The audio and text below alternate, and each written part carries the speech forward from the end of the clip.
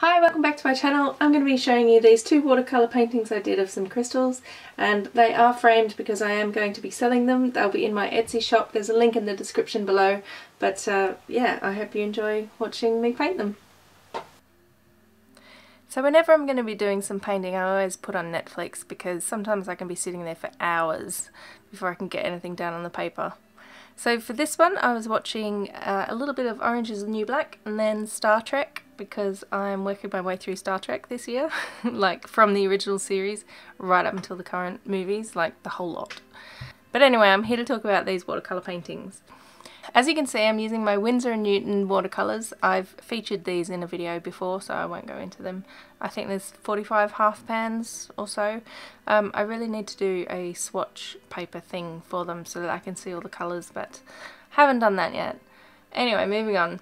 The paper that I'm using is just a mixed media paper. I don't think it's actual watercolour paper. I'm pretty sure it's a Daler-Rowney mixed media pad, but I'll have to check that. And the Daler-Rowney Graduate Filbert brush is the one that I used most in this, and it's number 6 in size.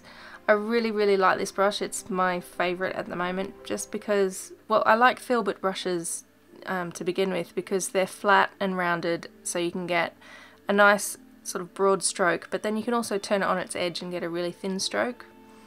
I think with this piece I probably could have benefited from using a much smaller brush for some of the fine details, but I'm still really happy with how it turned out. So I've decided to draw crystals because I've wanted to do this for the longest time ever.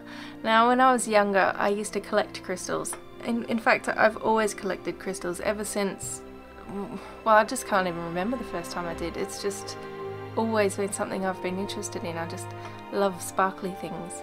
And quartz crystal is my favourite, just the plain clear quartz crystal. I mean, I like smoky crystal and I like the amethyst crystal as well, but I don't know, I really like the clear one. But for painting, I don't think it would have worked if I'd have done a clear one, so that's why I'm drawing an amethyst here. I mean, I did use reference photos for these, but I couldn't find the right composition, obviously, because crystal just grows however it wants. So I kind of mashed up a few different reference photos and just put together a composition that I was happy with. I tried to use more than just purple in this. I tried to use a bit of blue and grey and pink just to try and keep it a little bit more interesting. And what you don't see in this first part is that I do add some more blue to it towards the end, but you do see that at the end of the video when I show the final finished piece. And likewise, in the second picture when I'm doing the blue one, I do use some purple in it as well, just to make the colours really sort of stand out a lot more. If you're doing a piece with just one shade of colour, it can seem really kind of flat, so I made sure to sort of make it a little bit more dynamic and just add in a few different colours.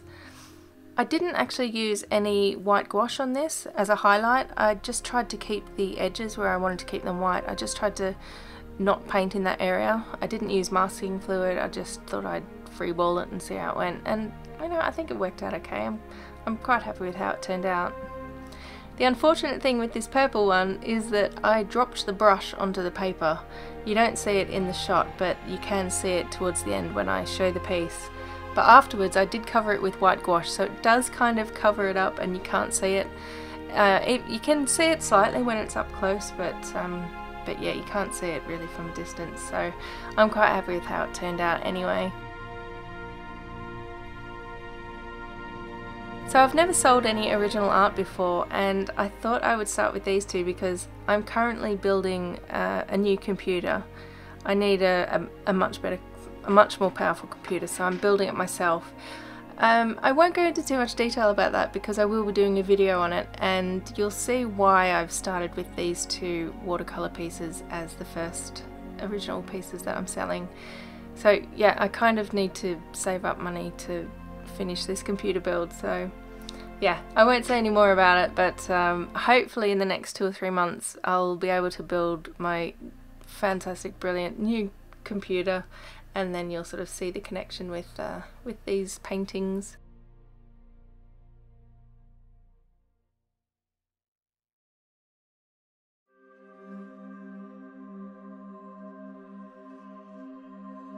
My cat Soda kind of features in this a little bit. She was a little bit of a menace in that she kept wanting to sort of play with my paintbrush, so she ended up just lying off to the side, and she was quite content with just watching me. But when I was finishing off the purple painting, she actually ended up laying right across it, so I kind of had to stop early for the day, and then I started up again the next day while she wasn't watching.